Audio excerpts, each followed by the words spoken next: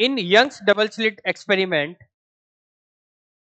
the path difference at a certain point on the screen between two interfering wave is 1/8 of wavelength.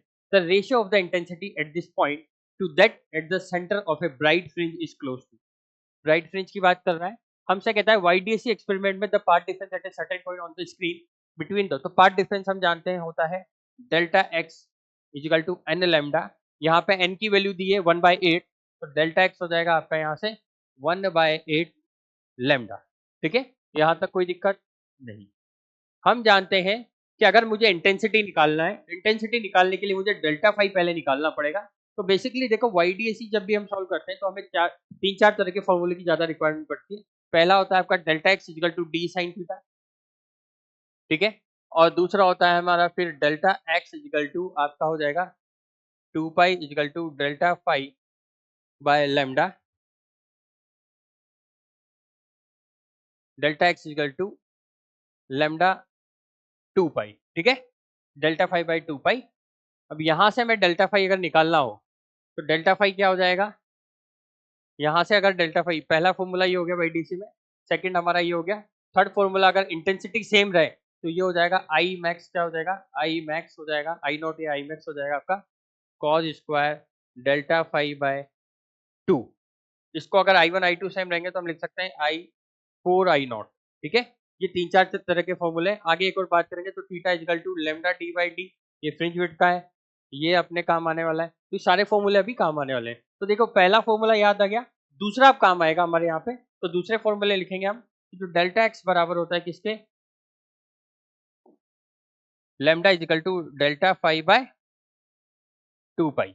देख रहे हैं कि हमें आई पूछा है, ठीक है, और हमें आई नहीं पूछा, बेसिकली हमसे क्या पूछा है, ratio of intensity at this point two that the central bright fringe. ठीक है, सेंट्रल ब्राइट फ्रिंज से हमसे पूछा है, तो डेल्टा फाई की जरूरत हमें यहाँ पड़ रही है। देखो तो हम यहाँ देख रहे हैं डेल्टा फाई हमसे यहाँ से निकलेगा, डेल्टा फाई क्या हो जाएगा, डेल्टा फाई की वैल्यू निकालेंगे तो ये हो जाएगा delta x into 2 pi divided by lambda. ठीक है, और डेल्टा फाई की वैल्यू क्या आ जाएगी यहाँ से, क्योंकि डेल्टा एक्स की वैल्यू हम जानते हैं कितना है 1/8 लेमडा, तो ये लिख देंगे 1/8 into lambda into 2 pi divided by lambda. Lambda से लेमडा कैंसिल, 2 से 4 टाइम्स, तो डेल्टा फाई की वैल्यू आ जाएगी मेरे पास पाई/4। ये डेल्टा फाई की वैल्यू हम डालेंगे इसमें।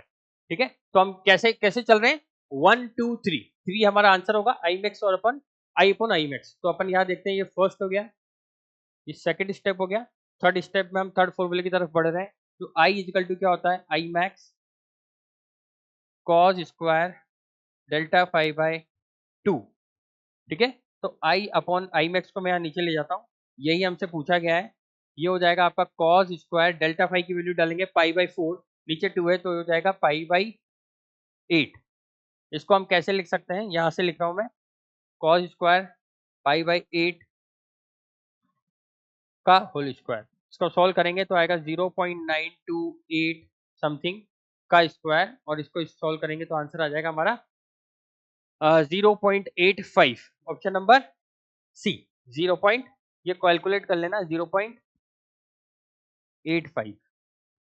ठीक है, यहाँ से कैलकुलेशन वाला पार्ट है, एक बार आप देख लीजिएगा। Option number C will be the correct answer question number 5।